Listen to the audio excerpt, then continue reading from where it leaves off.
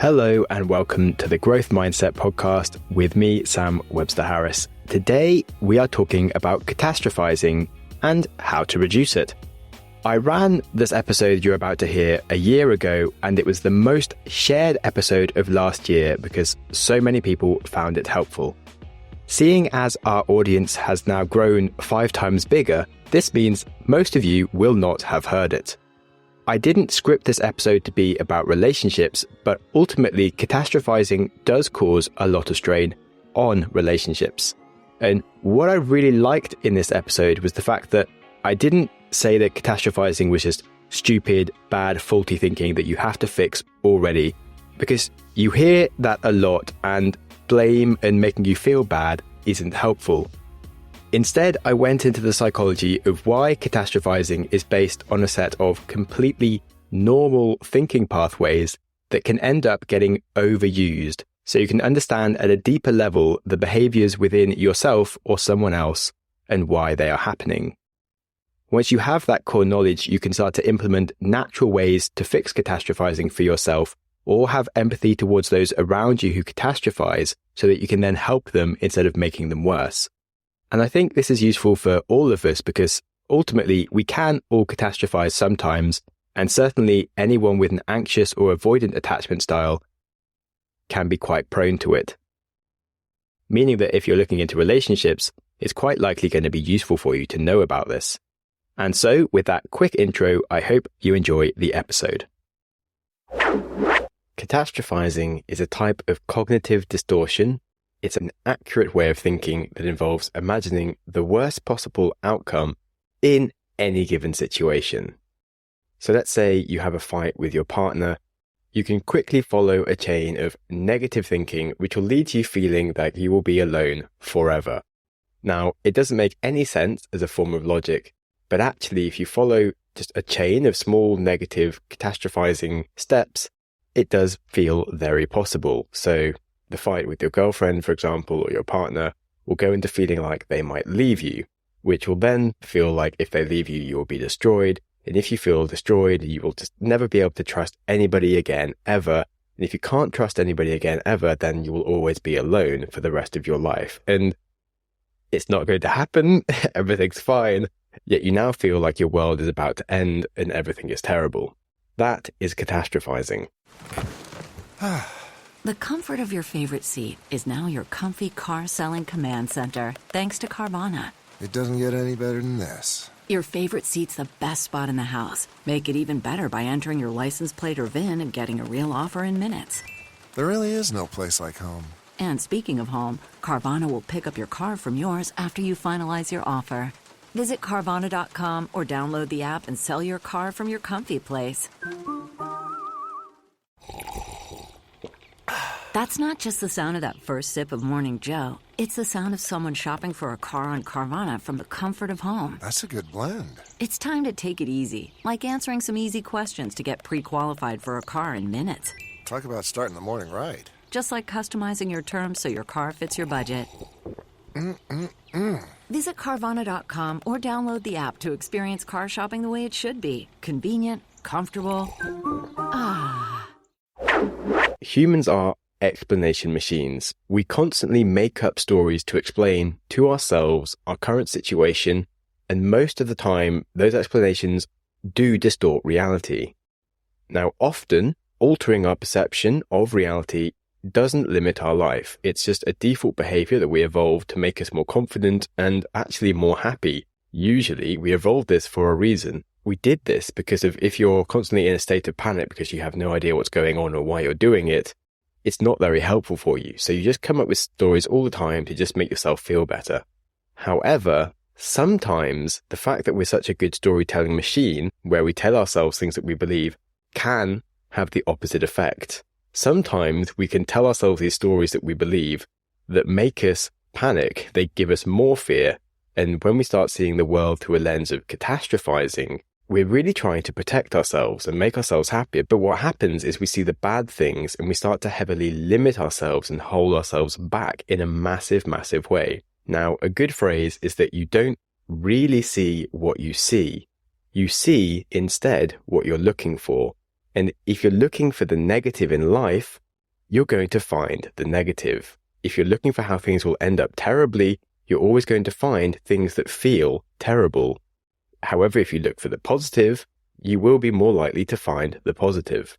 So there's a lot of things that we can do to help ourselves with catastrophizing, and the first and most important thing is to build awareness. The goal with that is to identify where and when you might be doing that in your life, and notice any triggers that come up and any habits that you have that make catastrophizing more likely. Then you want to start building tools and habits to get yourself out of catastrophizing mode when you notice that it is happening. By becoming more aware and noticing the catastrophizing patterns that you have, you can start to limit the ways that you hold yourself back. One of the frustrating things about catastrophizing is that it is so easy to do because it does just follow a set of very logical feeling steps in our mind.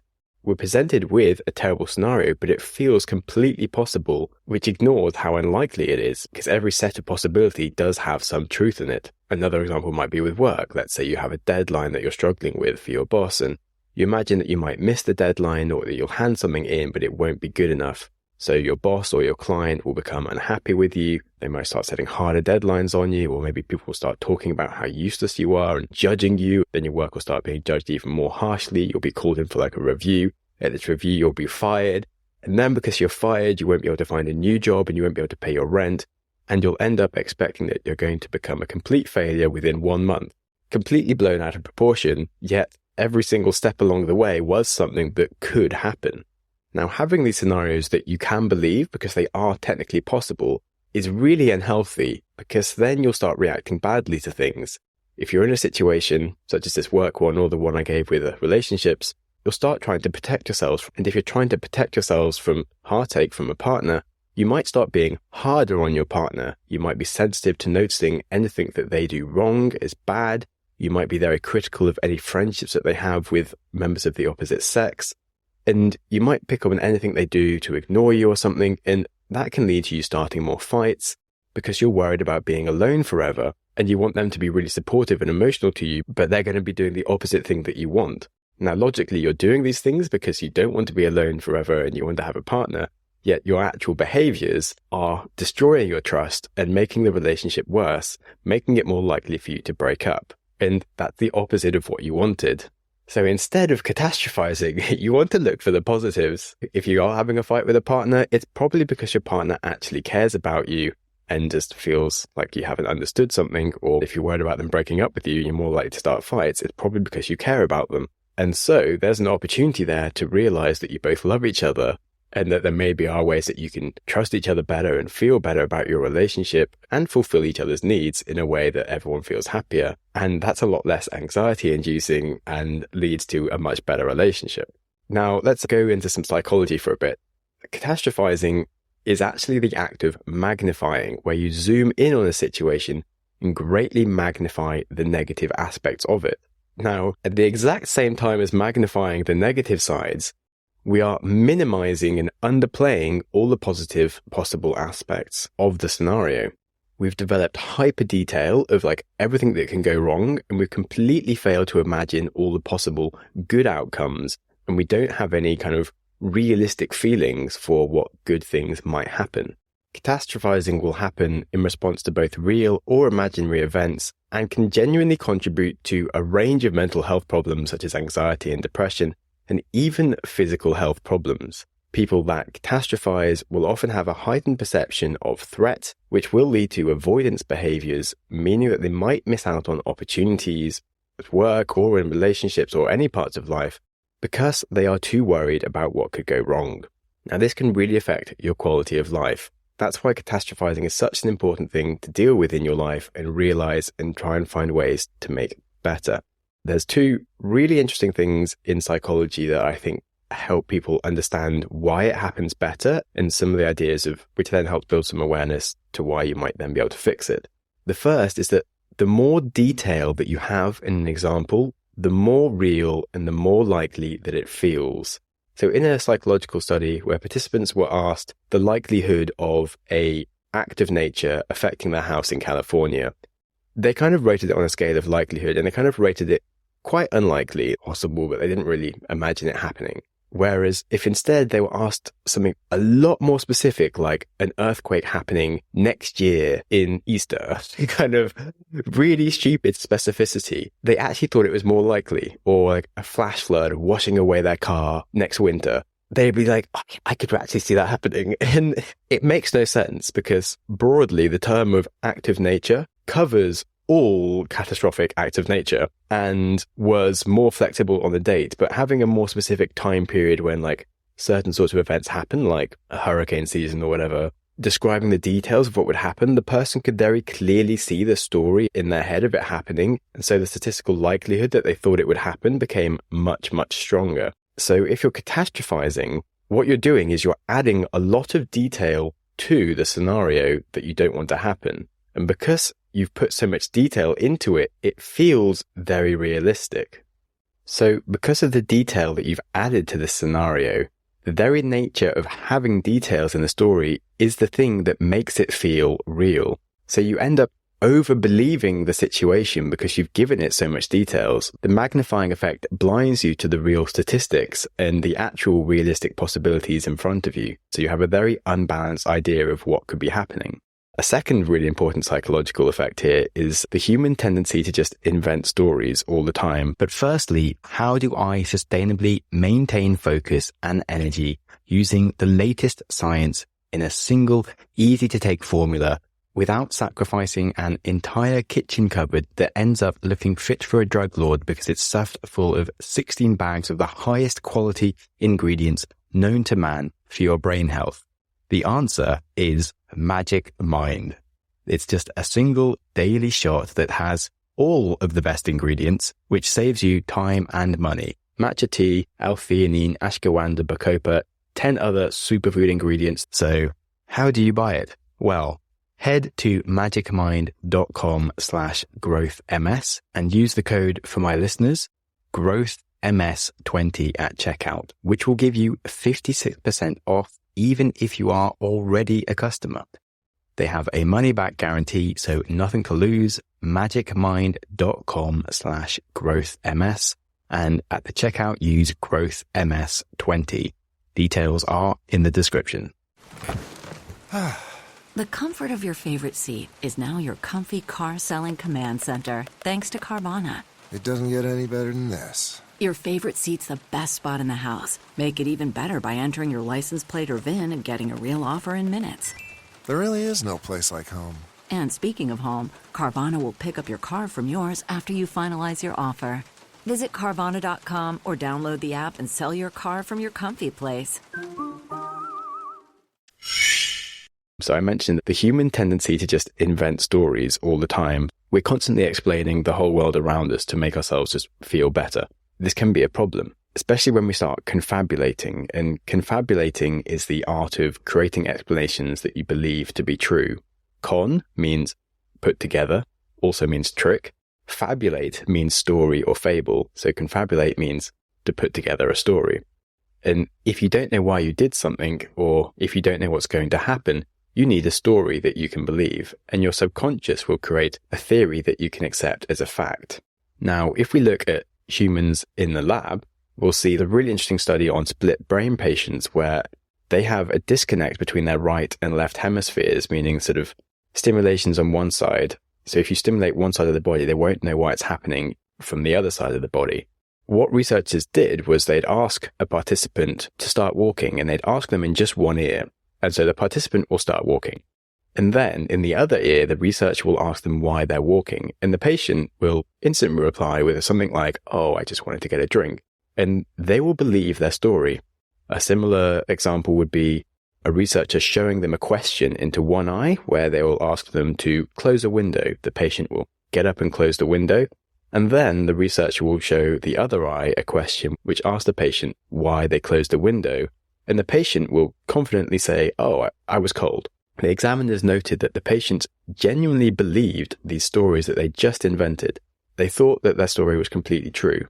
They had no idea they'd made it up. They weren't uncertain. And it just shows how seamlessly and quickly we'll just invent a story, the first thing that we can believe. And we need to feel like we behave sensibly. And we also need to feel like we know what's going on in our life in the future. We don't like uncertainty. This works so powerfully that we will confabulate ideas to protect ourselves, and we will blind ourselves from the truth or the possibilities of reality. We rationalize ourselves into pretty much the first logical reason that we think of and that we can believe is true. And as soon as we find something that we can believe is true, we will then believe that.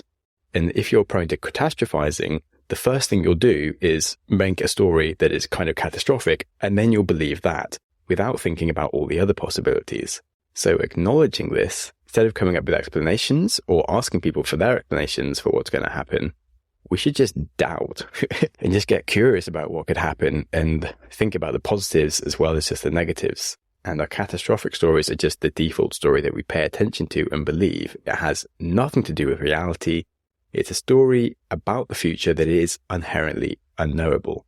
So I want to break down some more alternative ways that catastrophizing can appear and some of the tools with which you can help stop it happening and mitigate the effects. An interesting area is ADHD. I like this example because I have ADHD, and I've also seen some of the problems that people face when they first find out about having it or thinking that they have it, because it does really relate to catastrophizing. And despite the setbacks of ADHD, it also has a lot of positives, but people completely blind themselves to this part of it.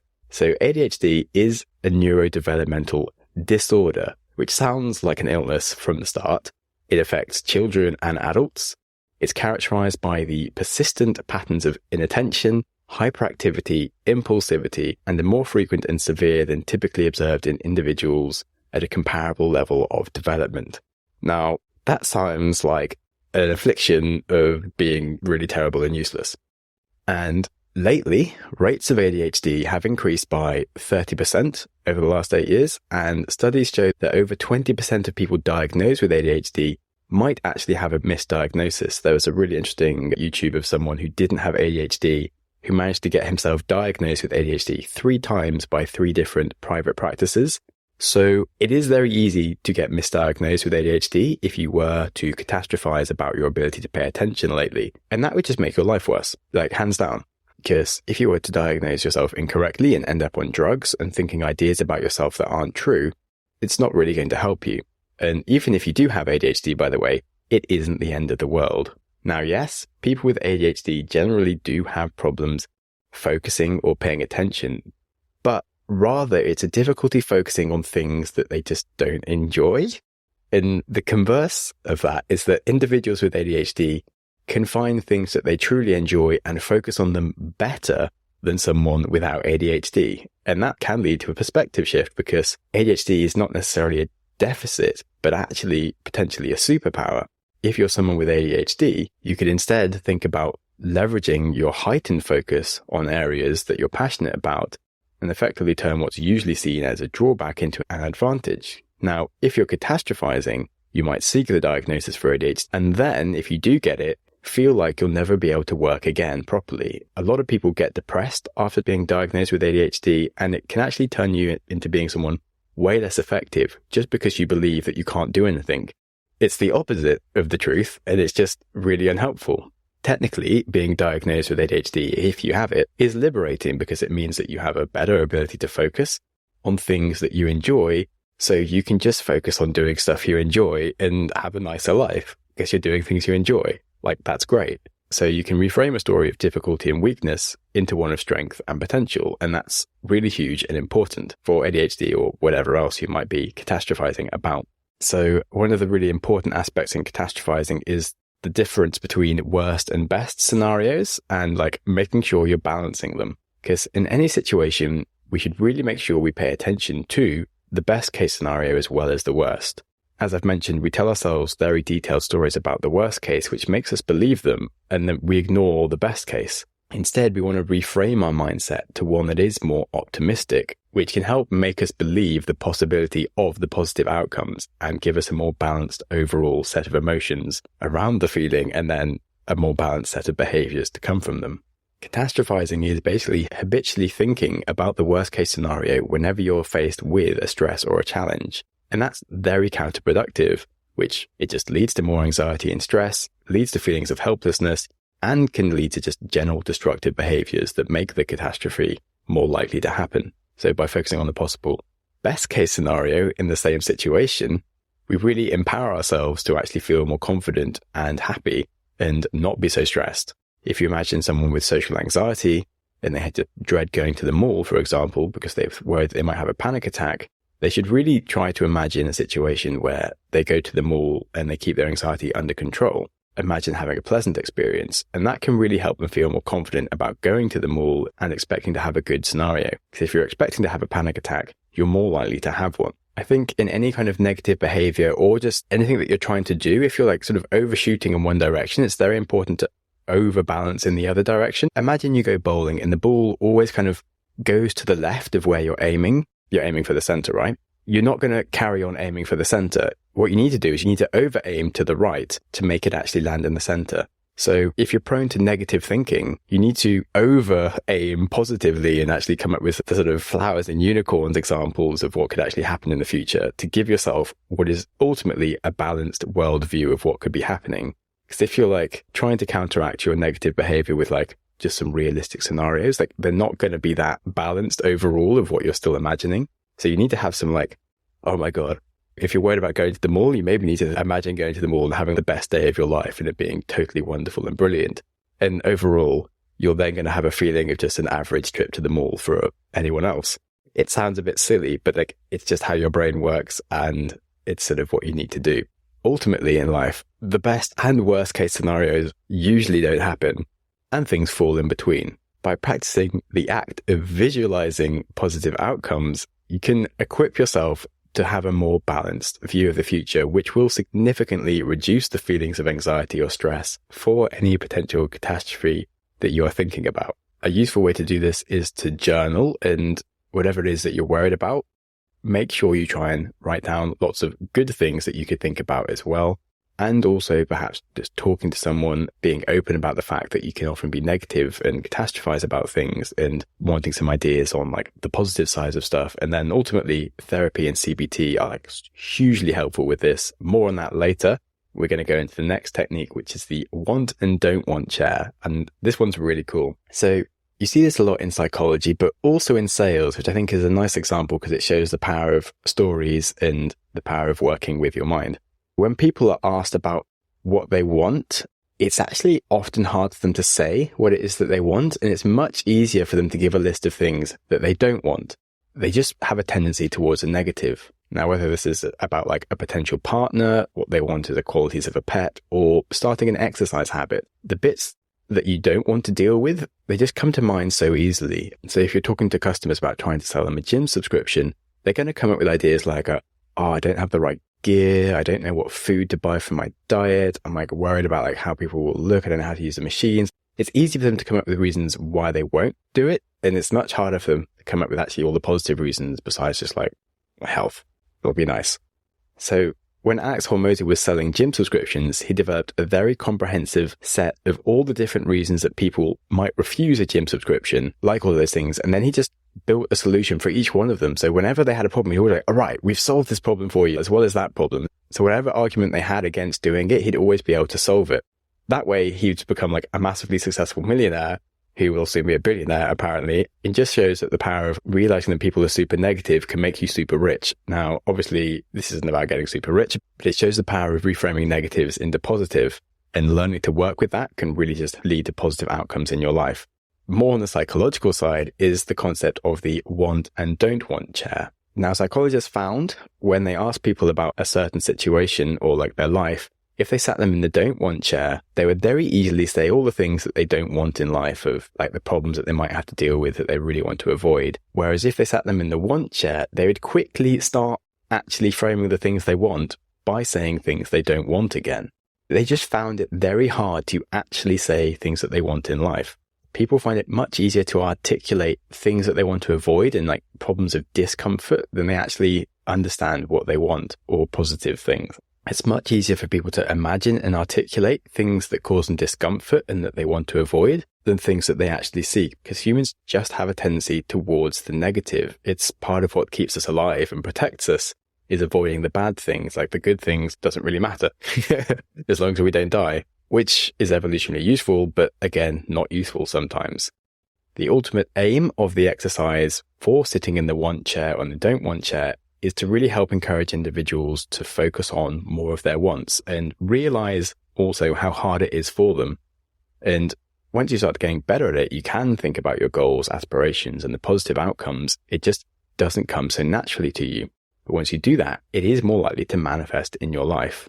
So consciously shifting your focus towards more positive desires can really cultivate just a more positive outlook and really help you manage any tendencies you have for catastrophizing, and also just help increase your self-awareness to promote and build a more solution-orientated mindset, which actually isn't that natural for most humans. You don't need a psychologist to literally sit you in a chair and say it's the don't want chair and another chair for the want chair. You can just use it as a mental model to remind yourself about these thinking patterns. But if you want, you can have a hat at home that you call the want hat, etc., or sit in a chair, or even have something that you just hold, like that you can pass around. And when you have it, you're only allowed to talk about things that you do want and talk positively and not allowed to say anything negative. And I think a visual cue like that can actually be very helpful. It's dumb, but it's kind of cute and powerful. So we've covered some really important ideas around understanding catastrophizing and useful tools to help us reduce it. But next, I want to cover how to cut our intrusive thoughts right at the source and prevent ourselves from falling into a hypervigilant mode, where we then might become inclined to collect evidence around our fears that will be building a very convincing negative story for ourselves that could then lead us to much more destructive behaviors. Man, that sunset is gorgeous. Grill, patio, sunset. Hard to get better than that. Unless you're browsing Carvana's inventory while you soak it all in. Oh, burger time. So sit back, get comfortable. Carvana's got thousands of cars under $20,000 just waiting for you. I could stay here forever. Carvana, where car buying meets comfort meets convenience. Download the app or visit Carvana.com today. So let's say you are prone to catastrophizing about your partner leaving you, or perhaps them being attracted to other people. You might see them look at someone and have a thought that they fancy that potential partner, even if it's just someone walking past you. And this is your stage 1 intrusive thought. Next, you have stage 2. It's where you become suspicious, start collecting evidence, and you become hypervigilant. You'll notice every slight gesture or signal that your partner makes that they no longer love you. Perhaps they are not listening to something you said. Maybe they seem distant because you imagine they're fantasizing about a life without you, with someone they are deeply happier with. During this time, you are ignoring any evidence that your partner loves you and storing as much data as you can that they definitely do not love you. You also might be feeling understandably emotional and even threatened, and this can make you prone to being quiet and moody and maybe distancing yourself. Your partner might even ask you what's wrong, and you'll say nothing, while at the same time making them feel that you really don't want them in your space. And this act of pushing them away, where they try to give you some space, might then make you feel like they're ignoring you, when actually what you want is for them to prove to you that they love you.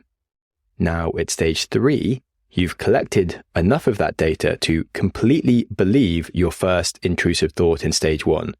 You might then go to your partner and tell them that you know that they don't love you. You then find it even more unsettling when they seem surprised and perhaps find you a bit crazy. This is clearly further evidence that they are actually a liar, and you definitely need to leave them.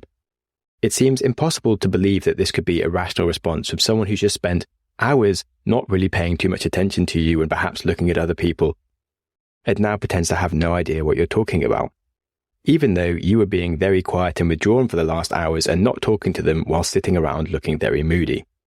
Or even worse is stage 4, where you become especially panicked and perhaps angry or scared, which induces your fight or flight response, and you'll say some very terrible and mean things about your partner and why they are so useless anyway, and you might be inclined to abandon them completely.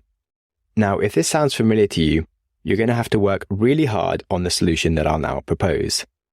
When you realize how hard it is for someone to convince you, once you've collected all that evidence, that all you've done is a bunch of crazy thinking, clearly the best thing is to not let yourself start collecting all that evidence. That means never progressing further from stage 1, where you have the first intrusive thought. And to stop yourself from progressing, you have to go directly to your partner when you have an intrusive thought and tell them about it. Whilst you're still in stage 1, all this thought is a little worry. You haven't spent a long time creating lots of details about it. At this stage, you're actually ready and probably hoping that you can be wrong. When you talk to your partner and they say that of course they love you and aren't fantasizing about a life with someone else, that can be a very relieving thing to hear. However, if you get to stage 3, it's the opposite, and it might feel like you're being gaslit or threatened, and you'll start to feel like you're stupid, which is just further evidence that you're in a bad relationship. So outside of a time when you have intrusive thoughts, it's definitely worth talking to your partner about this 4-step pathway that you can go through in your head, and the importance of them being able to hold a safe space for you to talk to them quickly whenever you have a triggering moment so that they can pacify you. And this won't be easy for you when your natural response has always been to withdraw and collect evidence. But once you've experienced the peace of having an intrusive thought instantly relieved, instead of living through the repeated car crash of letting your hypervigilant mode take over and then secretly stressing yourself out in private whilst you obsess over more and more reasons to catastrophize, you'll really find it a very rewarding experience. As I mentioned at the start, if we look for negative things in the situation, we'll always be able to find them. So if you let yourself get into stage 2 and you start collecting evidence that your partner doesn't love you and look for negative things, it's just a slippy, dangerous slope to go down. So if you learn to notice that feeling when you have that first stage 1 intrusive thought, as soon as you have that impulse to start collecting further evidence, you need to find a way to relieve yourself instead of exacerbate the situation. And if you can do that, that is your ultimate life hack. Now, that's something I came up with myself to help people that I found really, really effective, and I hope it works for you. There is, however, a more widely known 4-step method from psychology that I'll also talk about to help you with catastrophizing. It all starts with awareness, as I said before. It's crucial to recognize when you might be feeling down or upset and leaning into catastrophe, and really attribute those negative patterns to just detrimental thinking. And that is really not easy. Our thought patterns operate under the radar of conscious behavior, which is why I've tried to give so much explanation leading up to this. But paying closer attention to our emotional state, connecting with those feelings, connecting with our thoughts, we can really start to catch those negative patterns as they arise. I would highly suggest journaling and actually expanding on things when you are feeling worried about something. And I'd also really suggest talking to someone who's a good listener about how catastrophizing appears in your life and just kind of get a better overview. So list out the times when you usually do it. Try and think about when it might be more likely to happen. Also, any other things that might contribute. Does it happen more often when you're tired or when you're hungry? And what are the scenarios that might increase it? Just the more awareness that you build, the more likely you're able to catch yourself and then start being able to have more positive outcomes.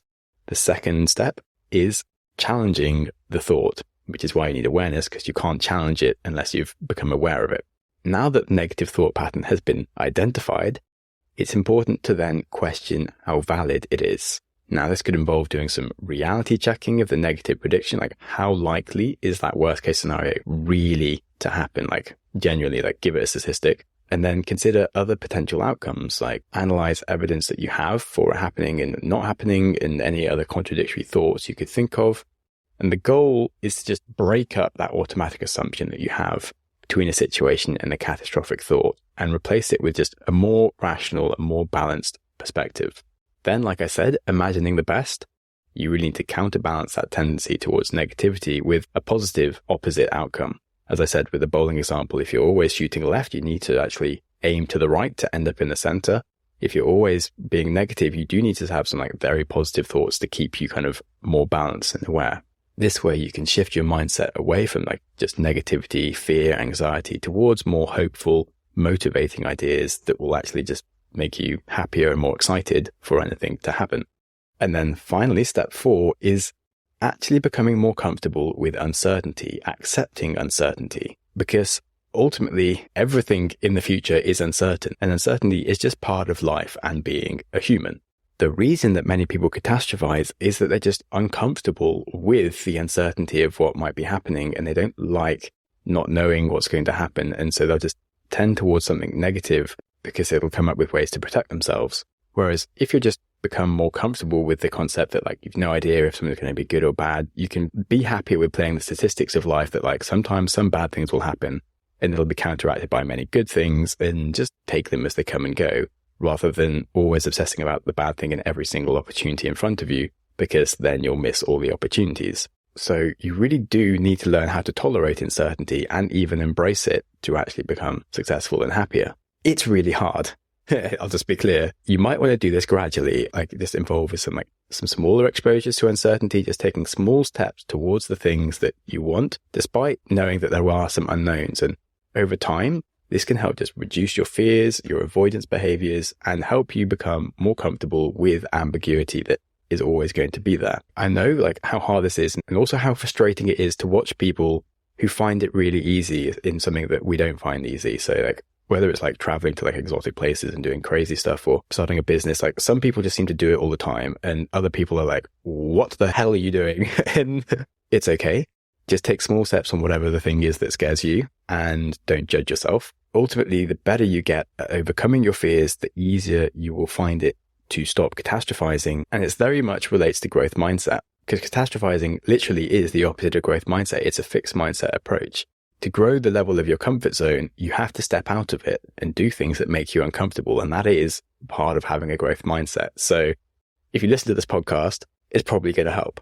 So those were the 4 steps. Remember, in summary, catastrophizing is just a distortion of reality that can genuinely lead to making your life worse. And it is important to deal with it and recognize it by focusing on awareness of the situations where it arises, challenging the negative thought patterns, imagining the best possible outcomes instead to balance the thought patterns, and becoming more aware that life is uncertain and accepting that.